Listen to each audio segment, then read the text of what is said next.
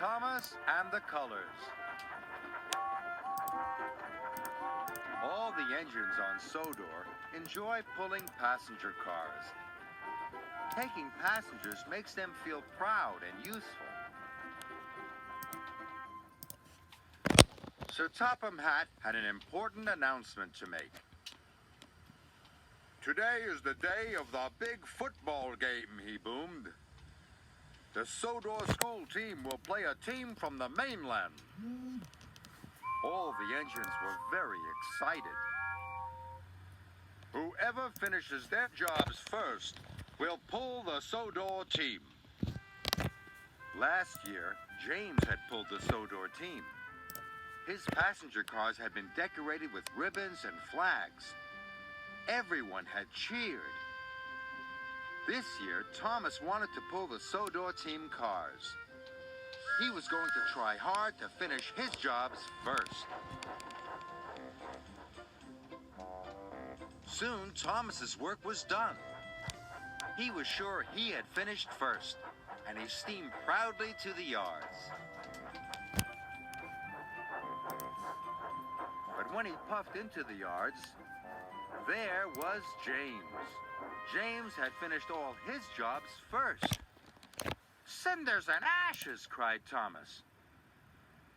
"Look, Thomas," puffed James proudly. "Don't these flags look wonderful on me?" Thomas was upset. "But you pulled the team cars last year," he huffed.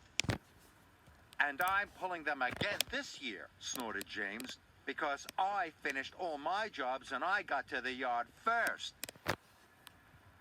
Thomas was very unhappy. "It's not fair," he wished. He wanted to find a way to make James change his mind.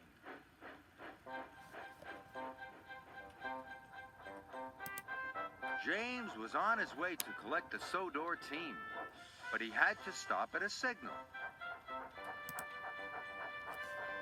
Thomas puffed up next to him. "I've got an idea," tooted Thomas. "Why don't you take Sir Topham Hatt to the game? He will have the trophy. That's the best job. Then I can take the Sodor team cars for you." But James didn't want to take Sir Topham Hatt or the trophy. He thought wearing the team colors was much more exciting. Thomas tried to think of another way to make James change his mind.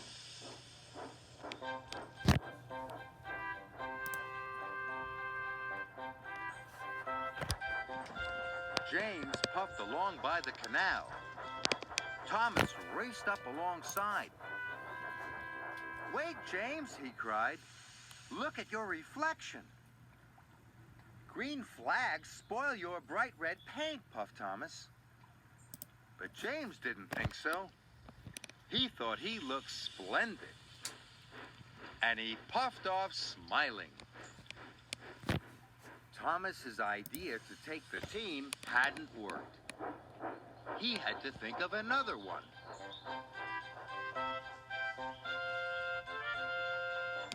James was still puffing proudly to collect the Sodor team. Thomas was puffing along too. He was thinking hard. Suddenly, an idea flew into his funnel.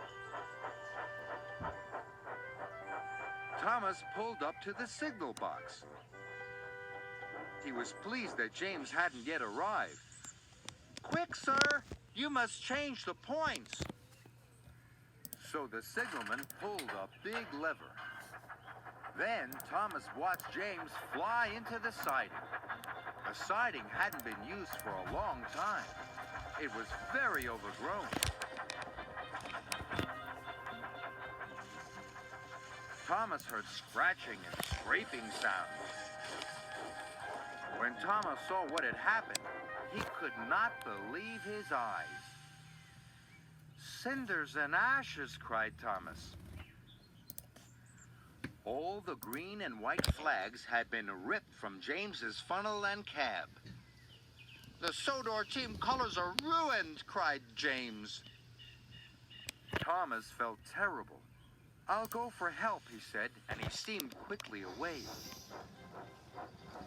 Thomas felt very silly. He wanted to take the team, and he had spoiled everything. Just then, he saw Bertie. Bertie was taking children to the football game. They were all carrying flags and wearing scarves. But Bertie had broken down. Smoke was coming from his radiator, and his engine made a wheezing sound. Please, Thomas, said Bertie, can you take the children to the football game for me? I'm sorry, Bertie, puffed Thomas, but I have to help James. Thomas felt bad. He had already got James into trouble, and now he couldn't help Bertie. Suddenly, Thomas had an idea. I can take your passengers, Bertie, and I can help James too.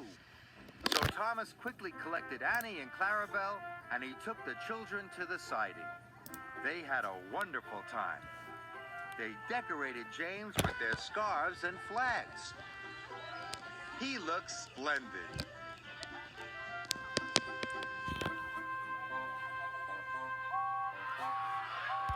When James arrived at the football field, everybody cheered. They all thought he looked wonderful. I look even better than last year, puffed James proudly. Thomas was very pleased. Maybe I could pull the school team next year, Thomas asked hopefully. James thought that was a grand idea. But only if you get to the yard first, he teased.